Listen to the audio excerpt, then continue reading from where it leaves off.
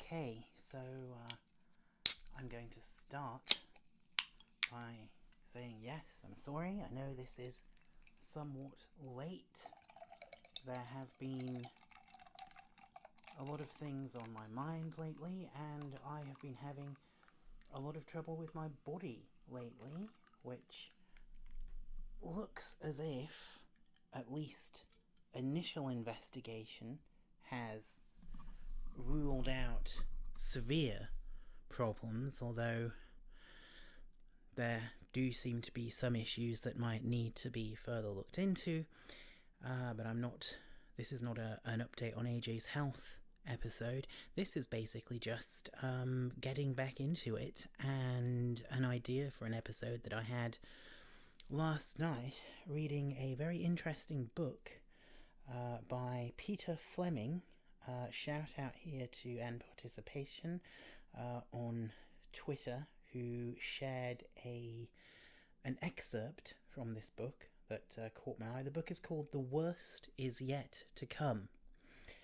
Kind of the opposite sentiment, I suppose, to the perennially popular Blairite anthem, Things Can Only Get Better. And I wanted to start this episode by reading an excerpt from that book, because I think it's relevant to what I want to talk about today, in various contexts. So this is from a chapter of The Worst Is Yet to Come by Peter Fleming, which is called Office Hatescapes. Unhappy people can do some very unusual things, especially when it comes to venting their pent-up frustrations at work. I was recently told of another striking case. Employees in a city law firm suspected something amiss in the men's toilets. It was the hand wash dispenser. It didn't seem quite right. After some brave souls made a closer inspection, the cause of the trouble was discovered. A disgruntled worker had removed the soap bag, defecated into it, and replaced the unit back on the wall. I wish I'd thought of that in some of the places I've worked in. I don't know, maybe someone else in one of the places I've worked did think of that, and I was too stupid to notice, and I've washed my own hands with hand wash containing tiny trace particles of human shit. It's a creative form of revenge. And people do take revenge on their workplaces. I'm pretty sure you have your stories.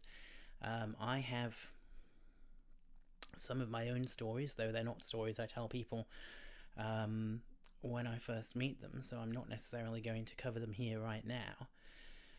But we've all found little, tiny ways of taking revenge. And indeed, in The Worst Is Yet to Come, Peter Fleming goes into some of the reasons why people might feel motivated to take revenge at work.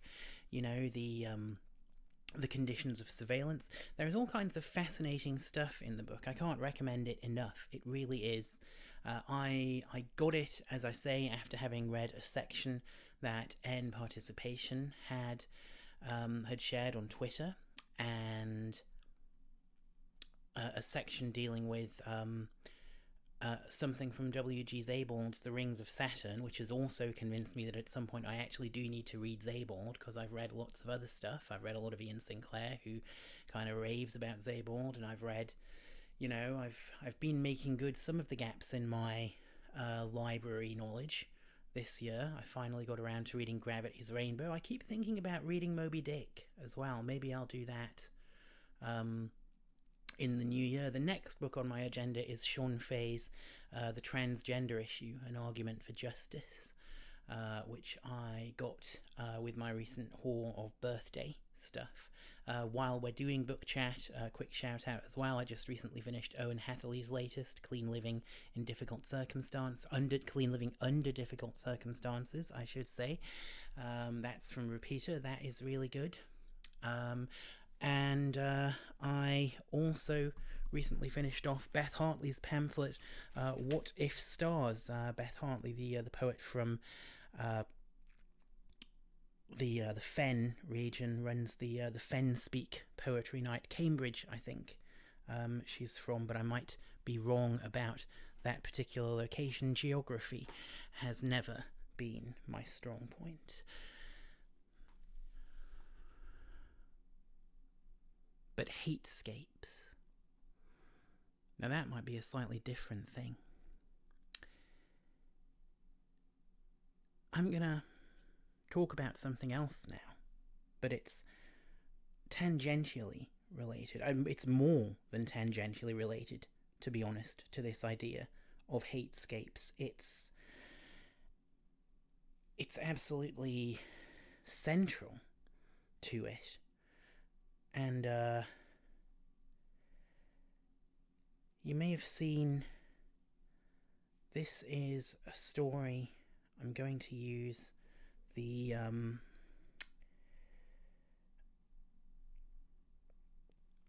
Guardian version of the story. Apologies in advance, but I think it's relevant.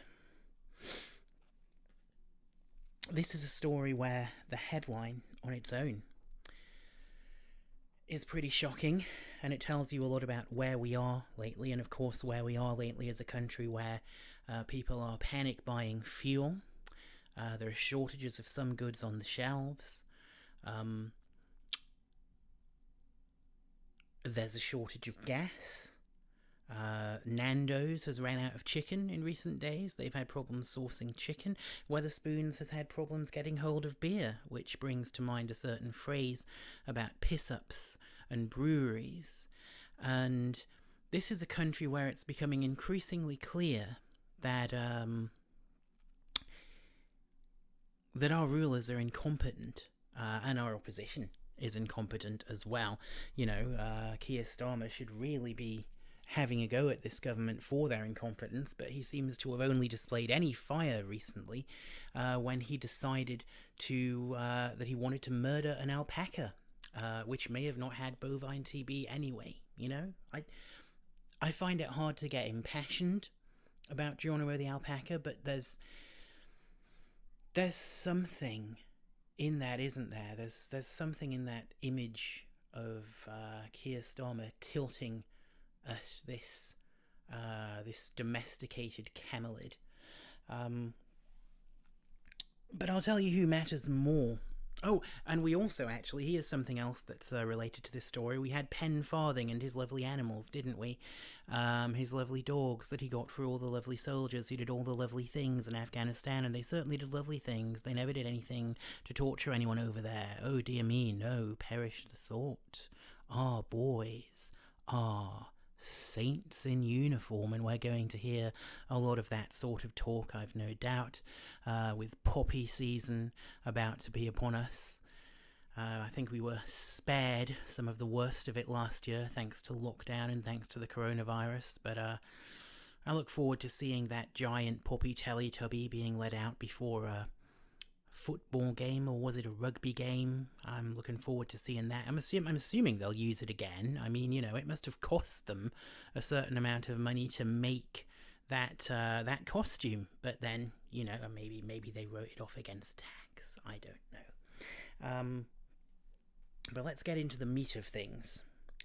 Here's this headline from The Guardian, reporting on a report from the prison ombudsman. Prison guards, but not mother, get counselling after baby dies in cell. I said I wasn't going to talk much about my own experiences this week, and I'm not going to in a great deal, but one thing I will say is that I actually first heard about this story, and when I did first hear about this story, I was sitting in the waiting room of the Northern Centre for Cancer Care at the Freeman Hospital in Newcastle. The Freeman Hospital recently in the news, of course, because some idiots decided to graffiti their sign and in fact the walls near the bus station as well, with COVID liars and a little Nazi swastika, because some people just don't seem to believe the evidence of their senses, the evidence of the fact that we've had over 150,000 people die in the past year. And they believe, I've heard that in America, the ivermectin crowd, who've been taking the horse dewormer, because dewormer, or the Geordie coming out there, the horse dewormer, they've discovered that hasn't working, so now they're saying, no, you don't just have to take the horse dewormer, you have to take the horse dewormer, but at the same time you also have to huff hydrogen peroxide through a nebulizer. That's right, that's what you have to do. That'll see you right. Now, surely at some point, right, you have to think about this. Yeah, there's ingredients in vaccines, and of course one of the things that anti-vaxxers who complain about the MMR vaccine will often do is they will talk about the fact there are things like formaldehyde in vaccines, and of course they're in such tiny amounts that it's barely, relevant. And in fact, many medicines that people have no problems taking, some foodstuffs have items like this in, so it's not a huge deal except to these people. But you have to think, okay, there's going to be various chemical compounds in the vaccine, fair enough, but I'm here and I'm huffing hydrogen peroxide. I'm taking hydrogen peroxide into my lungs. I'm pretty sure you're not supposed to do that, But, what can one say about these people, Well,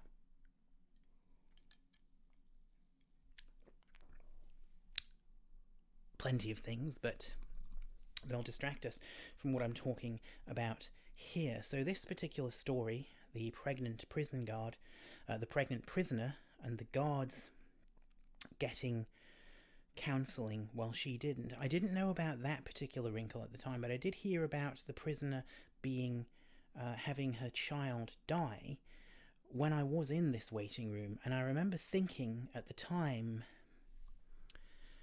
there are going to be people who think she got what she deserved.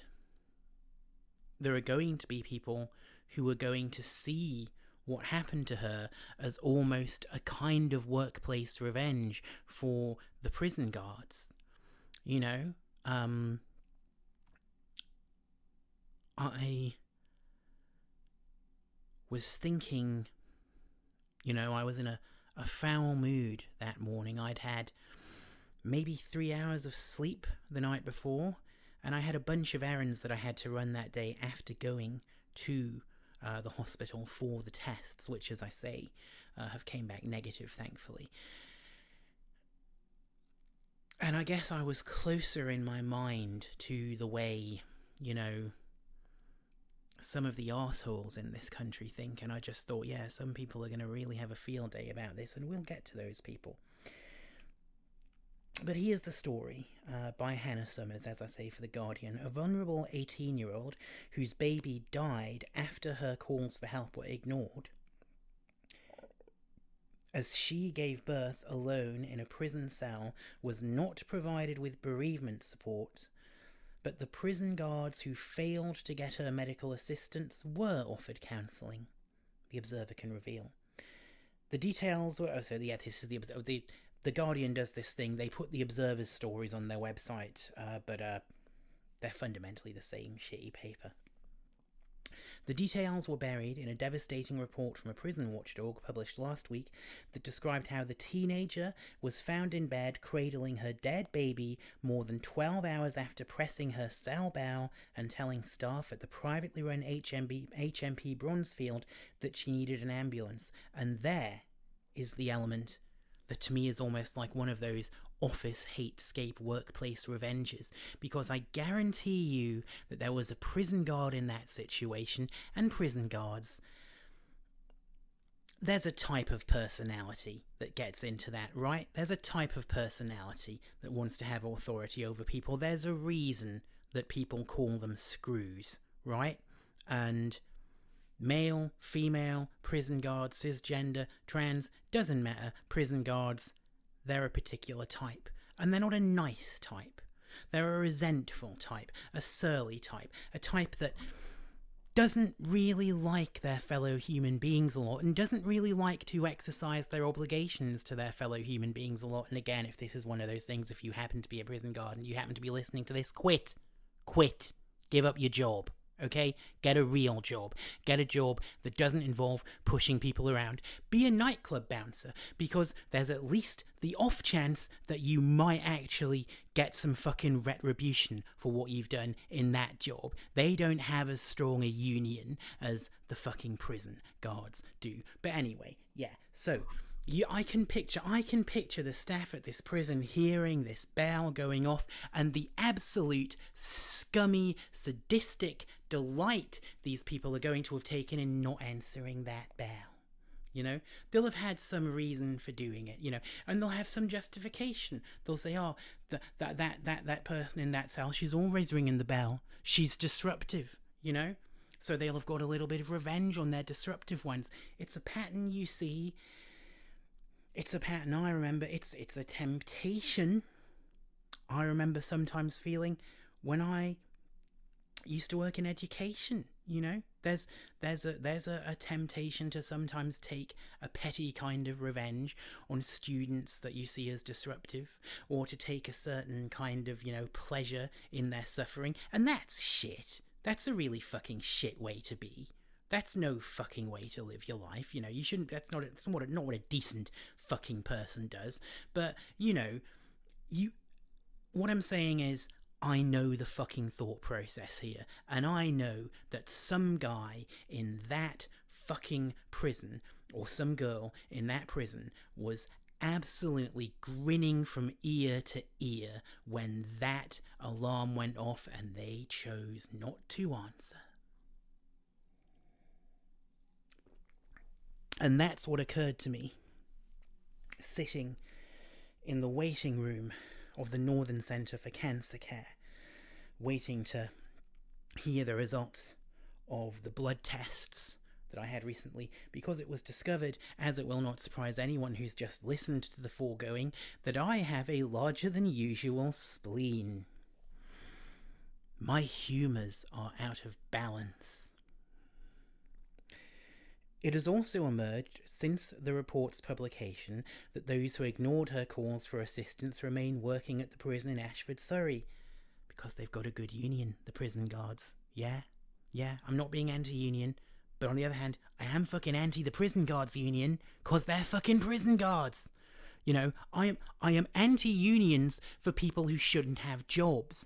I am, broadly speaking, a prison abolitionist, and so I believe that prison guards shouldn't have jobs. So I am anti them having union representation. I am not anti-sex workers having union representation, because I think they should have jobs, because they provide an actually useful service that keeps society going. Prison guards don't. They actively contribute to turning society into this fucking hatescape, because they are little fucking agents of hate. And of course, they retained their jobs, and they didn't just retain their jobs, they got counselling, because they were so hurt by having to go into that cell where that person they hadn't helped had given birth to a child that had died in that cell. Oh, how terrible for the screws.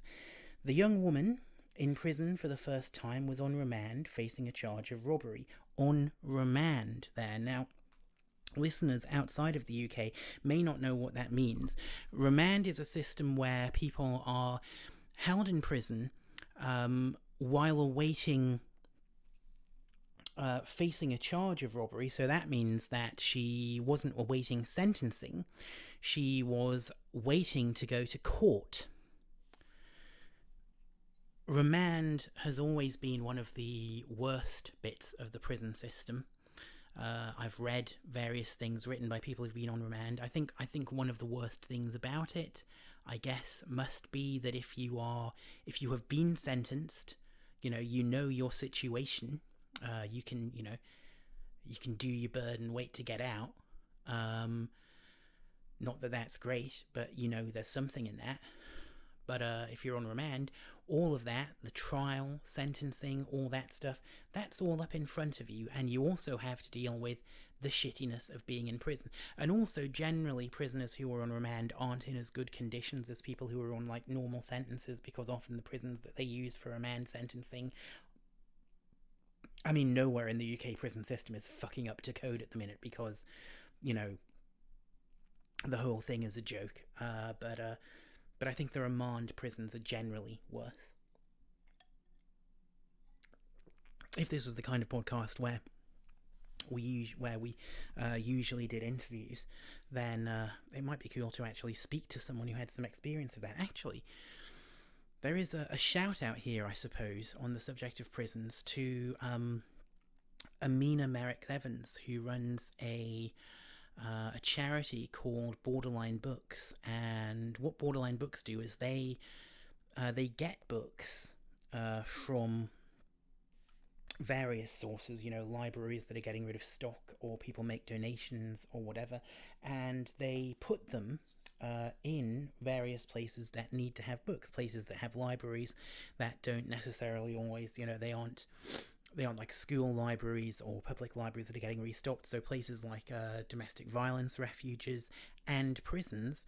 Amina's organisation, Borderline Books, they do put books into the hands of people in those locations. So I suppose maybe at some point I might have a chat with her and talk a bit about her understanding of this.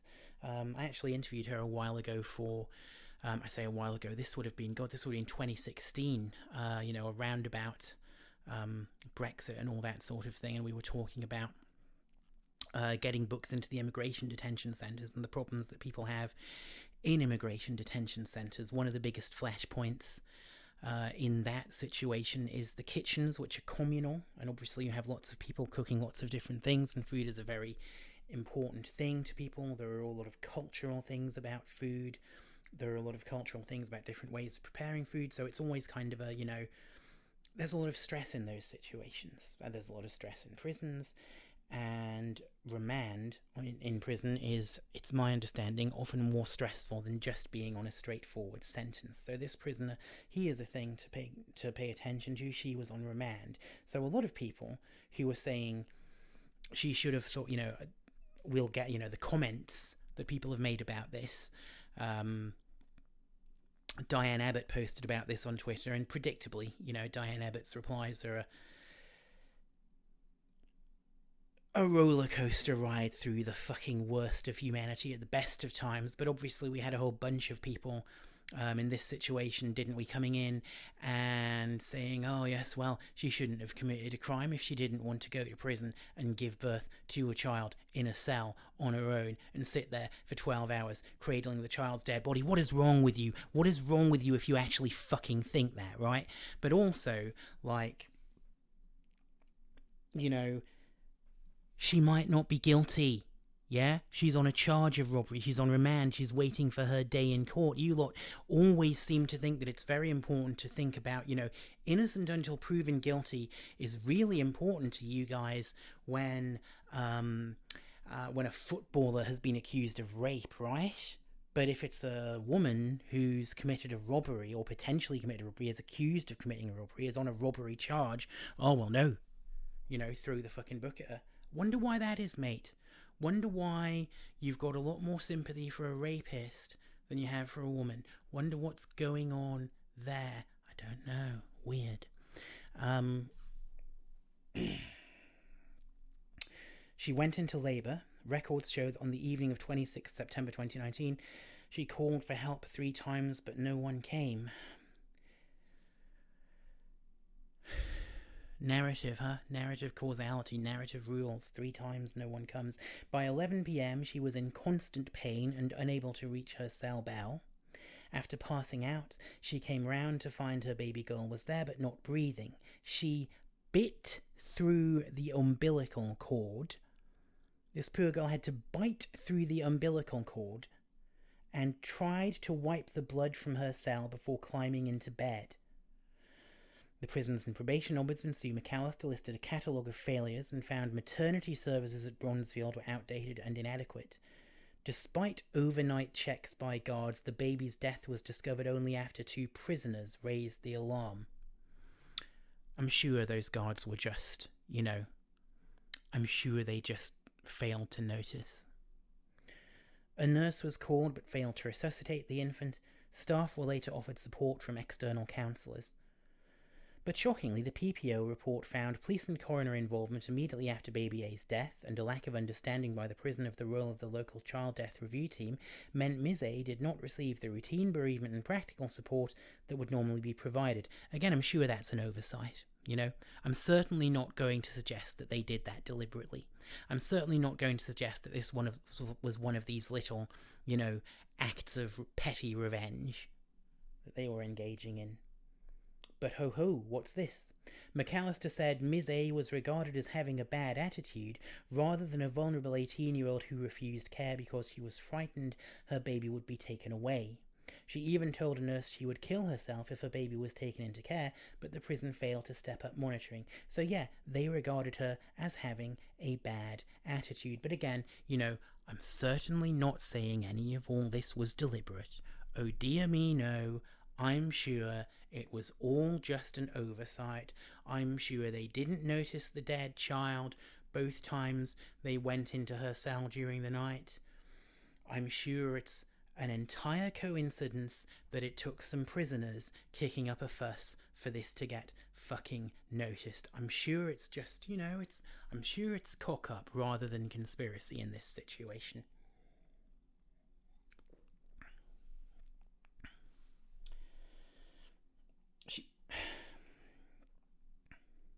Deborah Coles, the executive director of the charity Inquest, said their view of her as a difficult woman informed her treatment, both during the pregnancy and the subsequent ignoring of cell bowels. The further complete contempt of her case in not providing bereavement counselling is indicative of a wider culture at Bronzefield, which is supposed to be a trauma-informed prison.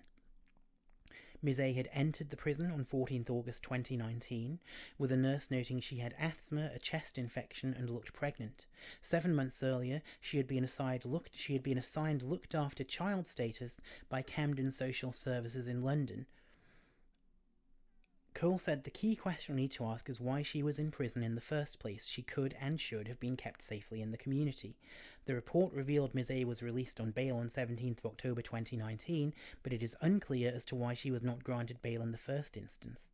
It has also come to light that another prisoner from HMP Bronzefield gave birth to a full-term stillborn baby in an ambulance on the way to hospital in December 2017. One new mother, who served half of a 6-month sentence while pregnant, told The Observer it's an extremely toxic place. I suffered with depression and cried every day. I worried the stress would cause a miscarriage. Olivia, who was sentenced for a first-time offence at 8 weeks pregnant, declined to name the prison but described the experience that left her suffering from PTSD. And it goes on. The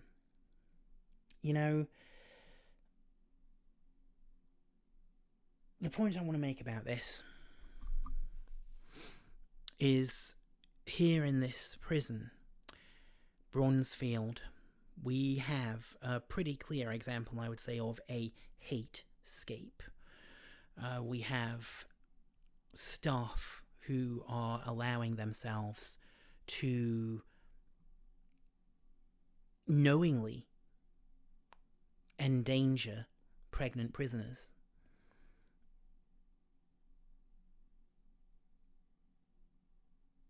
The fact that in 2017 something very similar to this happened rather suggests that some calls were ignored then as well. And I do wonder if the people who did that are still in post, if some of those people are even the same people here. And I do wonder if when they, I do wonder if, the screws who saw that dead baby in the cell,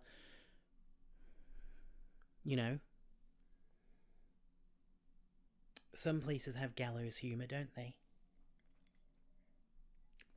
Some places excuse certain types of behaviour as gallows humour. Banter.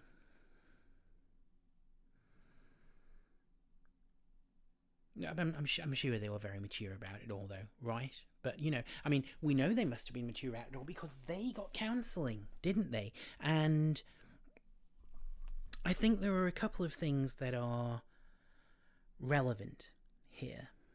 And the first of those things is something that I think I've quoted on here before, but I'm going to quote it again. And this is from Patrick Kaler, the film director's book, The View from the Train, Cities and Other Landscapes.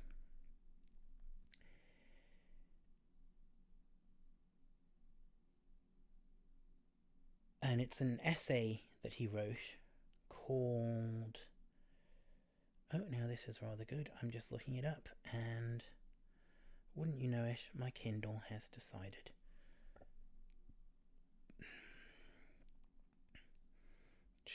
I just want to know what the title of this particular section of the book is. It's an essay that he wrote about the time that he was working on the sequel to his film London, Robinson in Space, and the essay title is actually called Port Statistics, because Port Statistics was the main book that he consulted for the film's central thesis, which is that the idea that Britain was a country whose industry in general was declining was actually not the full story. And one of the things that Kaler discusses in the course of this film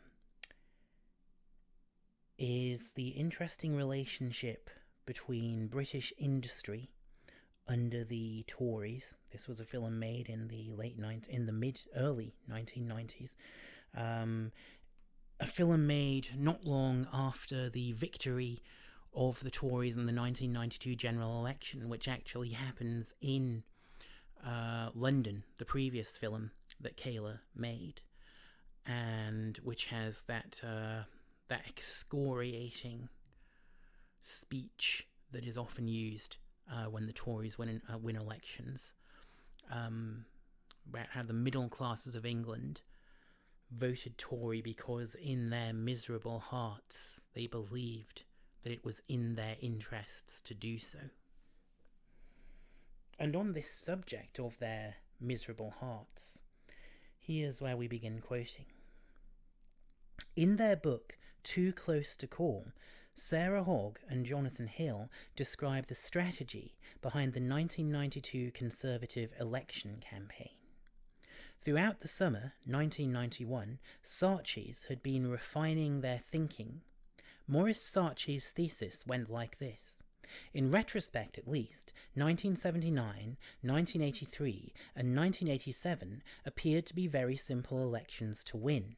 The choice was clear. Efficient but cruel Tories versus caring but incompetent Labour. The difficulty for the Conservatives in 1991 was that the recession had killed the efficient tag, leaving only the cruel. While the Tory party had successfully blunted the cruel image by replacing Margaret Thatcher with someone seen as more caring, Maurice Saatchi did not believe that John Major should fight the election on soft, caring issues. So that's Kaler quoting from Hogg and Hill, and then he resumes himself. In the subsequent period, the Conservatives were seen as even less efficient and even more cruel. The shackling of women prisoners during Labour and its defence by Anne Widdecombe, the Home Office Minister, was the most outrageous example of this. But the campaign to legitimise child beating was perhaps more shocking because it was so widespread. The sexuality of conservatism is certainly very strange. While there are always a few straightforward libertines among prominent Tories, and Thatcher apparently tolerated homosexuals when it suited her, repression and S&M haunt the Conservatives in a way that cannot be put down simply to the influence of the public schools. In May 1996, Morris Saatchi launched another pre-election campaign with the slogan, "Yes, it hurt. Yes, it worked." So you see this point that in the absence of efficiency, what the Tories will fall back on is cruelty. And they will fall back on this because they understand that they have made Britain into a hatescape. Maybe it wasn't always this way.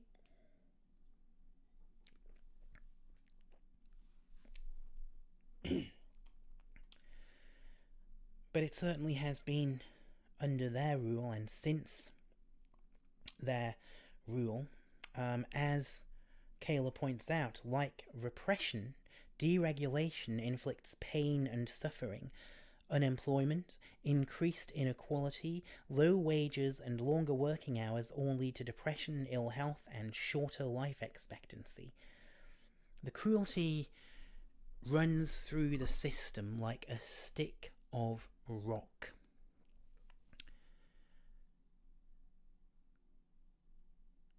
And that's kind of what we're seeing now, isn't it? That's what we're seeing in the case of this girl in this prison. That's what we're seeing in the way that the fuel crisis is being handled. We've had a couple of places where apparently there have been fistfights at petrol stations. We're seeing a lot of throwing around of blame. The really interesting thing about this is how the cruelty sort of affects even the liberal types who were against Brexit, because of course they now have a wonderful situation where they can feel that, you know, they can take some schadenfreude in all the people who voted for Brexit getting what they wanted, and there's some justification to that. You know, we were told that whenever people talked about the possibility of shortages, that was just Project Fear, and it seems to be more like Project Fact to me now. But I have my own problems with the FUBPs, so I'm not going to fully endorse their position. But yeah, I suspect we're going to see more of this. I suspect we're going to see more of the Tories leaning towards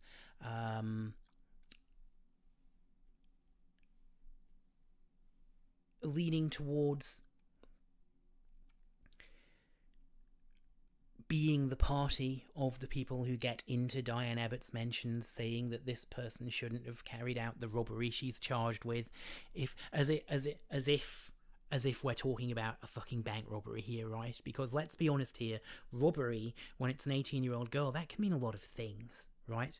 That can mean trivial amounts of money, that can mean, you know, shoplifting, that can mean all sorts. You know, this is not the Brinks-Mat heist. This is not a bank job we're talking about. This is a petty crime, and some of these people have decided that for having committed a petty crime, this young girl should suffer because they want to take joy in her suffering. That's the thing that has to absolutely be pointed out here. They're not saying this because, you know, they're not saying this because they genuinely think she did something wrong. They're not saying this from a genuinely moral position. They're saying this because, as far as they're concerned, they love the fact that she gave birth to a child that died and had to bite through her own umbilical cord in a cell, and she wasn't seen for 11 hours. They love that. They like that. That's great. That's that Tory sadism that can't fully be explained by the public school system, because let's not forget, not all of these people went to public schools. Not all of the people who vote Tory went to public schools. But here's the other thing that's very interesting. And that's that the guards, the sadists responsible for this situation, they got counselling. Because they're small beans, and they were very upset at having made someone miscarry. They were very upset they suffered. And you can't help but see an echo in that of something that's been in the news today, which is that all the usual Tories, all the people who are saying that, you know, who are so keen to call other people snowflakes, including Ian Martin, a journalist who I think writes for The Times, but these papers all kind of look the same to me these days. You know, they're all tabloids, even if they're not in tabloid format. A couple of weeks ago, he wrote a piece on the Spanish Civil War, actually supporting the Franco regime, and saying that the Franco regime gets a bad rep from people. The Franco regime, by the way, that was a fascist regime, a literal fascist regime. And he's saying they weren't so bad. But now Angela Rayner has called Tories scum, and Ian Martin is so upset. Oh my dears, he's just in so much pain. It's really traumatic for him. He might have to get some counselling. Maybe he can talk to the people at Bronzefield Prison and see if their counsellors are on hand to help him. Because, being called scum, honey, if being called scum is bad for you, you would kill yourself if you were called some of the things I've been called. Okay? Yeah? Not a joke, not an exaggeration. You don't know anything. You think being called scum is bad? Yeah. Who are the real snowflakes, yeah? Is it the people who actually go through shit? Is it the woman who has to fucking bite through her fucking umbilical cord in a prison? Or is it a posh, wine-swilling Tory who's upset that a Labour lady has called him scum? I don't hold any brief for the Labour Party. I think a lot of the Labour Party are fucking scum, to be honest. I certainly think that under Keir Starmer, I do not believe that the Labour Party is not institutionally transphobic. I do stand with Emily Thornberry, who has actually stood up to some transphobes pretty powerfully today. And, you know, yeah, nice of Annalise Dodds to say that trans rights are human rights. Nice of Wes McDonald's fan Streeting to pose with a trans rights are human rights sign, holding it like a dead fish. Though maybe he should have not supported his colleague Rosie Duffield making transphobic remarks. I don't know. You know, I still think Labour under Starmer is institutionally transphobic, and I still think anyone supporting Starmer's Labour who is trans is a quisling, and they are a danger to other trans people. And I wish I didn't have to say that, but I do. But the Tories are worse scum. The Tories are way worse scum. We had Sajid Javid saying transphobic shit on Twitter today, but I've no doubt he's rubbing his bald head and crying into whatever his mood alteration chemical of choice is about the fact that Angela Rayner has called people like him scum. Poor Sajid Javid, with your face like a grief-stricken testicle. How sad for you I feel. But I don't really feel it, because I get contaminated by the hatescape too. I don't like it, but it seeps into me. Sometimes it's all I've fucking got, you know? Sometimes all I fucking have is the fact that I can spit this shit.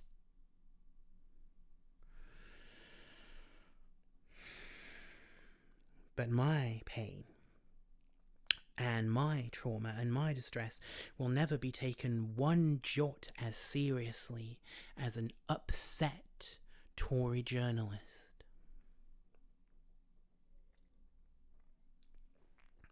And the fact that it was the guards who got the counselling and not the prisoner. That reminds me, this is not a new thing to say, that reminds me of the Nazis. Because there's this story about Heinrich Himmler, who was the head of the SS, and there's a story about him going to one of his concentration camps and seeing what the troops there had to do and throwing up. Because he was a very sensitive soul, was Heinrich. You know, he didn't really have the stomach for what was going on there. And this was a thing that was often kind of, in the Nazi hierarchy. There was a lot of talk of this kind of thing. There was a lot of talk of how terrible it was for the concentration camp guards to suffer the things they had to do to the Jews and the LGBT people and the Romanian travellers and the Jehovah's Witnesses and the political prisoners and all the other people who were held in the concentration camps, that it was so very, very hard on them, the things they were having to do for the good of Germany. My dears, how awful it was for them to have to go through it.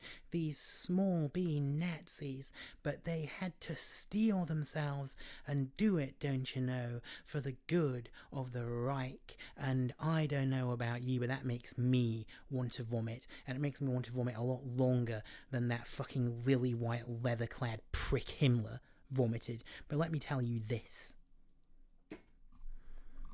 There's a continuum between that shit and deciding that these guards need counselling because they've been traumatised by what they've had to do. And Tories complaining, Tories deciding to patter, to flatter, and to pander to the prejudices of the kind of scum who get in Diane Abbott's mentions and say that a girl who dies in a prison, whose baby dies in a prison, that she shouldn't have committed robbery. But you can't call them scum. How dare you call them scum? What happened to kinder, gentler politics? You killed it. Yeah? You killed it in 2010. You killed it years ago. You killed it when you took away the education maintenance allowance. So don't come that with me and say what happened to kinder, gentler politics, mate. You're the murderer. Quite literally.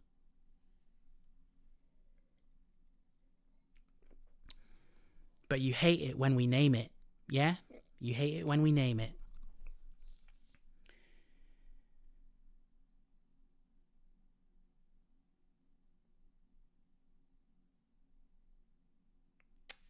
And so that brings us back to Peter Fleming's book and the extract from the book where Fleming talks about Zabald that N Participation shared on Twitter, and which led me to want to actually look the book up. And that chapter has this image that really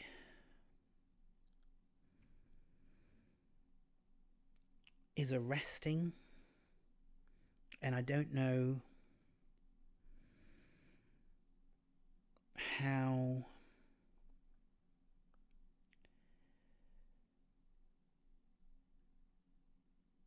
much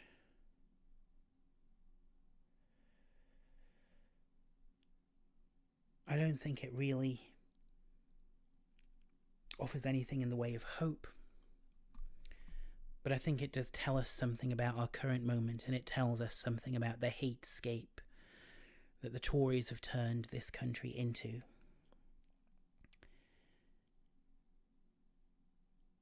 This is from Fleming's book. In one of the most interesting parts of The Rings of Saturn, Zabald's most famous novel, Zabald makes a number of disparate connections to reveal the saturnine rot in the House of Critical Reason. The narrative begins with memories of a photograph the writer once saw.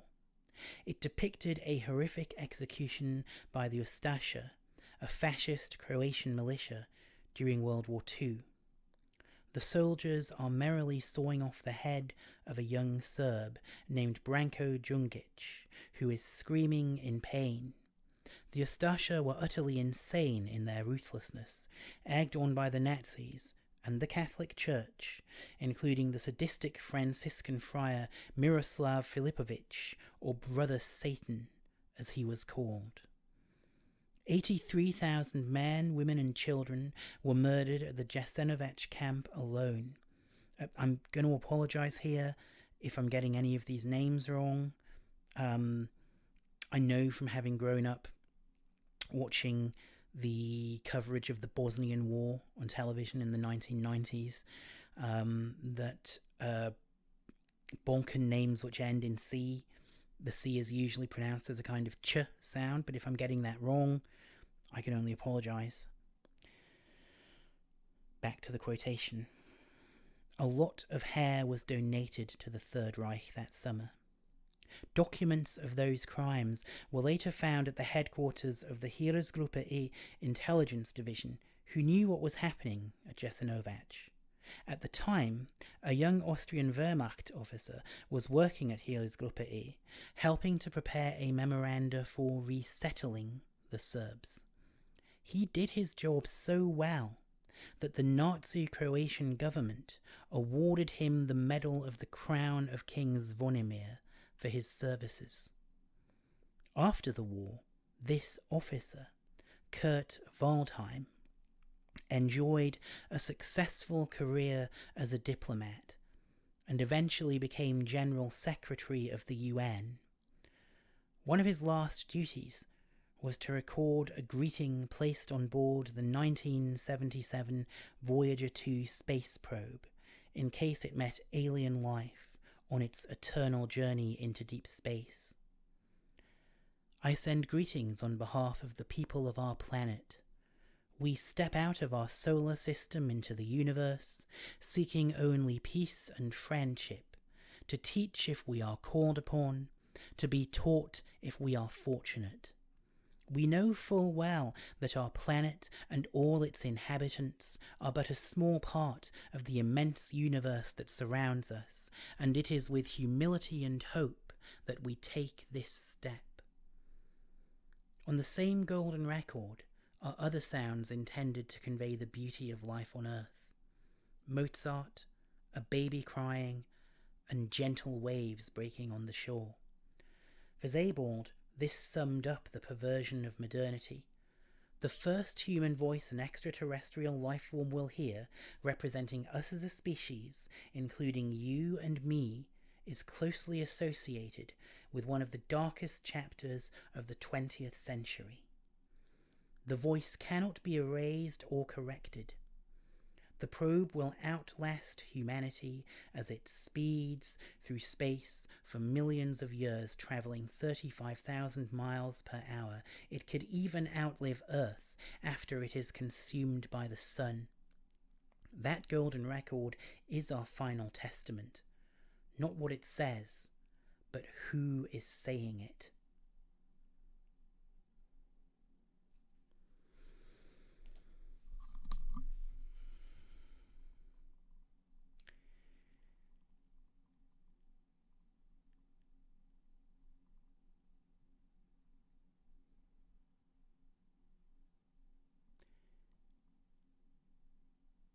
How do you reckon with that?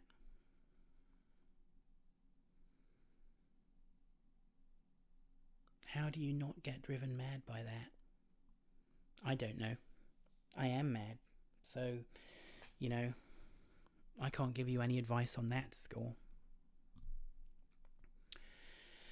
I can, and I suppose I should tell you that I have been asked to write a poem for the non-denominational service at St. Paul's Cathedral in London that marks the beginning of National Hate Crime Awareness Week on the 10th of October, and I will be reading that poem at St. Paul's on that day, and there are tickets available, and there is an Eventbrite link, and I will put that in the description for this episode. And I've tried to write something that fits the brief, which was a difficult brief because I was talking earlier on about, you know, really only having the ability to kind of meet the hatred that we see with a kind of rage of my own, in the knowledge that it's going to burn me up and it's going to destroy me, and it's burning me up and destroying me now. And, you know, I was talking about the health problems I've been having, and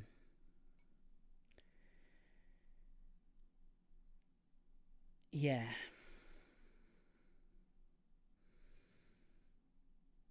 It's interesting to feel yourself fade out, and I'm at the stage of my life now where I can feel myself fade out, and I know that every time I effloresce like that, I lose a little bit more. This is really fucking positive, huh? This is a great return.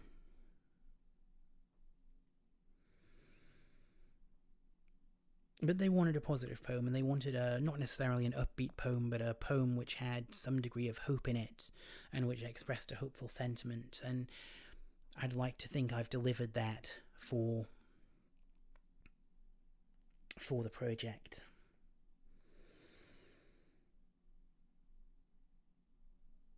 But it will not be an unfamiliar sentiment to regular listeners to this, that I genuinely don't know if it's enough. Because it seems to me, when we look at situations like this poor girl at Bronzefield losing her child, and when we look at the reaction, the deliberately cultivated reaction of the press and the Tory establishment and the media to that,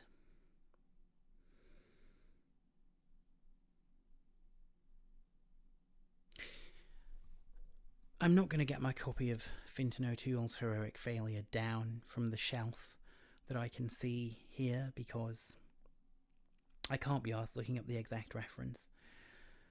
But there's a bit early on, and also Fintan O'Toole's a fucking idiot. You know, he's a journalist, and he's a very comfortable journalist, and he goes to dinner parties with all the other journalists, and so of course he's decided that it's trans people who are the problem, and not people like his pal John Boyne. Oh no, I've mentioned John Boyne. Guess I'd better lawyer up. Assuming I've got fuck all, mate. Fintan writes that there were a bunch of border guards, no, not border guards, people who worked at one of the immigration detention centres who voted for Brexit, and that's a pretty clear case of self-interested voting, isn't it? And obviously you just know those screws who let that child die and went into that cell twice and didn't notice there was a dead baby in it. I'm sure they didn't notice there was a dead baby in it. I'm sure they didn't smirk to themselves when they saw the dead baby, which they didn't do because they didn't see it. I'm sure they're going to vote Tory. So yeah, I don't know. Sometimes I wonder if it is, if there is any point, if there is any hope. Or if it really is all Hatescapes all the way down.